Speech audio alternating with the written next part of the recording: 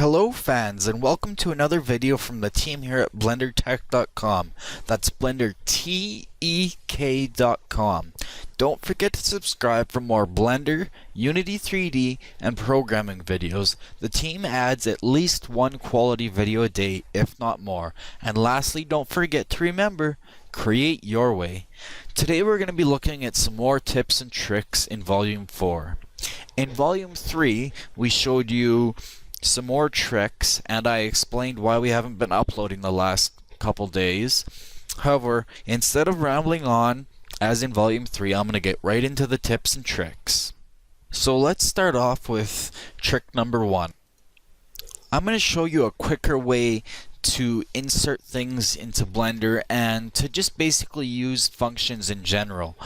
I never noticed this before, but let me show you an example. If we were going to add a new object with Shift A, you notice every single line, I guess, has a letter underlined. For example, mesh is M, curve is C, surface is S, metaball is B, and text is T. And if we go into mesh, for example, circle is L, cube is C, plane is P, UV sphere is U, cone is N. So what that allows us to do is, once you get the muscle memory in, it allows you to create objects way quicker. So let me show you an example. What you would do is you'd go Shift A as you would regularly add, and then you'd go M for mesh, and then if we wanted a plane, we'd just hit P, and bam, instantly a plane. Let's try another one. Control A, mesh, cube, and instantly there's a cube there. Control A, M, I, instantly an icosphere. This can be done in almost any menu that you can think of. Let me move into the node editor quick.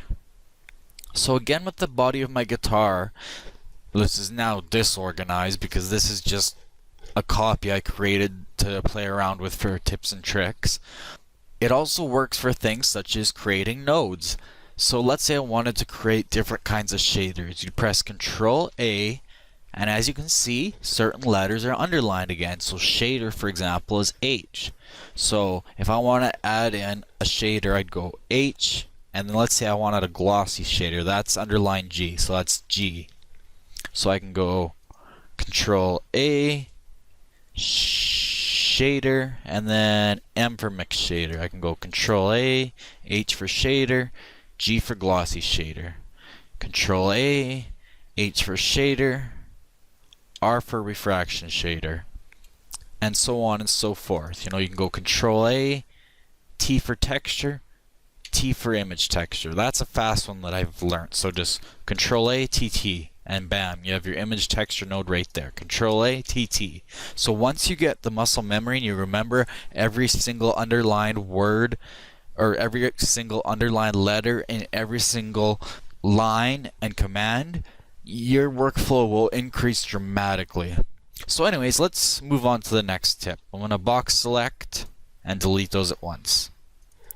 Another one that I picked up that will allow you to do things faster once you eventually learn how to do it through muscle memory. Let's say I have this icosphere selected and I want to move it a certain amount of coordinates in X, Y, and Z. So I would normally I'd press G, and then I'd move it along the Y manually, and then G, I'd move it along the Z manually, and then I'd press G and move it along the X manually. But what we can do is we can go G, and now you see at the bottom we have X, Y, and Z coordinates. You can see down here. So what you can do is you can type in the first coordinate, so that's for X. So let's say we wanted to move it to the origin, so I'd go 0, and then press Tab, and as you can see, that moves us into the Y coordinate now. So let's say I wanted to move it again to the origin, 0, and then press Tab one more time, and that brings us into the Z coordinate. So type 0, and now we've moved our icosphere 0 units in all directions. But you can do this with other numbers, obviously. So let me show you how it can work a lot faster. So let's say I wanted to move this icosphere say 5, 1, and 2 units in the X, Y, and Z coordinates respectively. So what I would do is I would go G, 5 tab, 1 tab, 2 tab, enter. And it's now moved it. And I had to look on my script, but you can do that really fast. So G, 4 tab, 5 tab, 6, enter. Easy as that. So again, once you get that in your muscle memory, you can move objects so much faster. This also works for scaling. So if I press S, you can scale obviously along the X, Y, and Z axis. And normally you would do one at a time. And we learned in the first series that by pressing S and then say Shift X, that constrains it, locking global X, so that now I'm scaling the Z and Y and not the X. However, we can do all three using the same thing we just learned. So scale, and then like I said, let's say we wanted to scale it 5 along the X, 1 along the Y, and 2 along the Z. So what we would do is we'd just go 5 tab, 1 tab, 2, enter. And that's automatically scaled it to the number of units that we want. And if you've enabled the advanced input mode by pressing the equal sign first, you can also use math operands in there, as we learned in volume 2 and 3. So go back and watch those videos if you want to learn even more tricks. So Blender can actually get very, very, very advanced when it comes to entering in coordinates. This is useful not only for speed, but for precision as well. I don't have time to explain it, but if you're doing architectural kind of stuff, this is very, very useful. Anyways, let's move on to the next tip. Now, something you want to do when you're first creating a model is you might want to start off with just a single vertice. So what you would usually do is you'd select somewhere and you'd go Control A, you'd add a mesh plane. I'm going to scale it up a bit so we can see. Then you'd go into edit mode, and then you would manually select 3 corners, and you would delete them. And if you wanted it at the origin, you'd have to select the last vertice, then hit Shift S, and then you'd have to go selection of cursor. And now, if I move my 3D cursor, now we have our vertice at our origin. Let's say our origin is right there. I've found what I think could possibly be a faster way once you get used to it. So let's undo that. So what we would do instead is we'd add our mesh plane like normal, and you'd go into edit mode. And when you go into edit mode, it automatically selects all.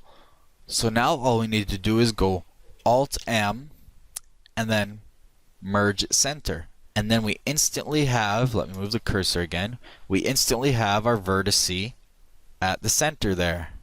I now have a single vertice right at the center. So now I can just extrude it. And like I said, if you were starting off and you wanted just a single vertice to outline something, that's an easy way to get one right at the origin, right at the center. So if you're starting off and you want your first point at 0, 0, 0, that's a quick way to do it. Just to simply merge a plane at center. So that is a quick way to create a single vertice at the origin.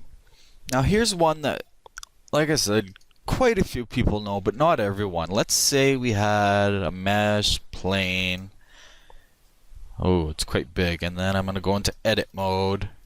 I'm just going to delete these edges, those vertices, I guess. Let's say we wanted to extrude this out, right? So normally you just press E and extrude it. But there's an easier way. What you can do is you can hold down Control and left mouse click, and it'll instantly extrude to where you click. Now obviously this is less accurate, so this is just a quick way to extrude. All you gotta hold down is Control and then left click wherever you want to extrude to. So this is a quick way to make extrusions. If you wanted to make, say, a curve really fast or something, and so on and so forth. This can be done with any shape and any number of vertices, just like a regular extrusion. It could even be done with an object that has volume, like a cube or a tube. In this case, it's just simply a line. So that's a quick way to extrude. Again, it's not accurate, but if you want to get extrusions out there quickly and it works for you, then hey, who's complaining? So I'm going to delete that and let's move on to the next one.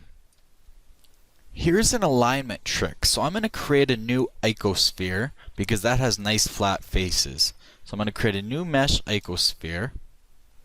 And from volume 4, I believe it is, no, volume 3, I showed you how to quickly create objects. Let me redo that very quickly just to show you. We go Shift A as usual, and then as you can see the underlined letters, that shows you what the hotkeys are to quickly go to them. So M for mesh, I for icosphere, and it's instantly there. We don't have to select with the mouse. We can still stay with the keyboard and keep our hand on the mouse, and that way your workflow improves. The less often you have to move your hand off the mouse, the more your workflow will increase and the faster you'll model. So we now have an icosphere with nice flat faces. But let's say we wanted to create an object that was aligned to a face. So let me select the single face on this icosphere, just that one right there. So with that single face selected, all you gotta do is press Shift and then numpad 7, and it instantly aligns you to the normal view of that face. So basically we are now directly in line with this face, and if we added a new object, let's say we added a plane, it's now in line with the normal of that face that we had selected. So I can't think of a really useful, good use for this offhand, but it's something to put in your brain compartments and D compartments for the future. I can think that there's probably many uses for this. So let me just quickly do it again. Let's choose a different face. Let's choose this one way over here. Again, it's just Shift, numpad 7, and we're instantly aligned to that face's normal view. In simpler terms, we just select a face, Shift numpad 7, and it aligns us to that face's view. So like I said, I can not think of any uses offhand, but I'm sure that can come in useful from time to time. So something to just put away and remember for the future. Let's move on to the next tip and trick. Here's one that's commonly known, but again, not everyone knows it, and it's very easy to do.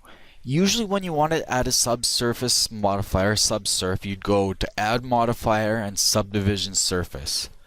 But there's an easier way to do it. All you have to do is press Ctrl 1 and it instantly adds a subsurf modifier with views set at 1. Now let's undo that. You can also do Ctrl 2 and it does subsurf at view 2. And I don't know how high this goes. I think you can go up to 3. Ctrl 5. It goes up to 5.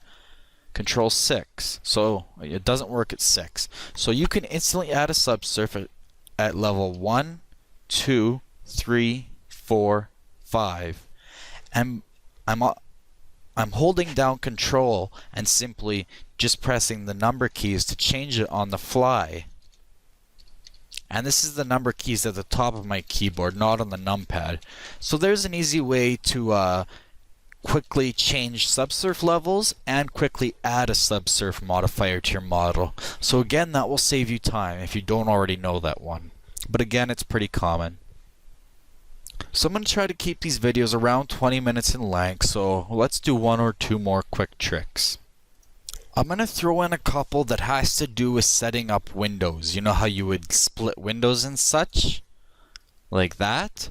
I'm going to show you a couple tricks that has to do with that. So the first one is if you hold down Control and left mouse click on one of the window's corners, and you can drag it and swap it. So all you have to do is hold down Control, left click on one of the window's corner arrows, and then just drag it to the window you want to swap. And as you can see, they're swapped. So let's say we wanted to swap the outliner with the properties. I would just hold Control, click on the properties arrow, and I just drag it up to the outliner, and they're now swapped. So that's a quick way to instantly switch around the setup of your windows. Again, left Control, left mouse button on the corner, and then just drag to whichever one you want to swap it to. Easy as pie. So for setting up layouts, that saves you some time. And here's one more thing about layouts that I just learned. In your menu bars, or in your windows I guess, you have headers. And that's these things right here, the very top, where you can select which one you want, and it also has, like here it has view, search, and such. So what you can do is you can right click and you get options. I never knew this existed, and you can see I have header here. So what you can do is hit flip to bottom, and now your header's on the bottom. You can right click again and go header, flip to top, and it's back at the top. And that's not all. Another thing you can do is you can right click, header, collapse menus, and now you don't have those menus anymore. And then you can just you just have the buttons that would normally be there. So you can right click, header, uncheck collapse menus, and your menus come back. So let's say we didn't want these menus at the top there anymore. All you got to do is right click, header, collapse menus. Now we don't have the file menus or anymore, because we've already memorized how to save and such, and we know how to open up the user preferences. So let's say we wanted that out of the way so we had more room to see our stats over here. So all you have to do is just right click and collapse the menus, and if you want them back, just uncollapse the menu. So that's a quick little trip I picked up. So again, we're at about the 20-minute length. This is volume 4. I'm trying to make up for the lack of videos I've uploaded in the last couple days, and these tips and trick videos seem very popular. So like I said, with my huge list of tips and tricks, I'm going to try to do as many as possible in one day while still keeping somewhat of quality to them. So thanks for watching from the team here at BlenderTech.com. Again, that's BlenderTek.com. If you enjoyed this video and learned something, please like it, and don't forget to subscribe for more Blender, Unity 3D, and programming videos. We now offer hard copies of our videos. If you'd like a copy to download onto your computer to watch later, just let us know and we will upload it to our server for you to watch later in the media player of your choice. If you dislike this video for some reason, don't just leave. Instead, leave a comment or email the team at info@blendertech.com about what you did not like. We also take requests for tutorials, so let us know what you want or want more content of. See you next time, and remember, create your way.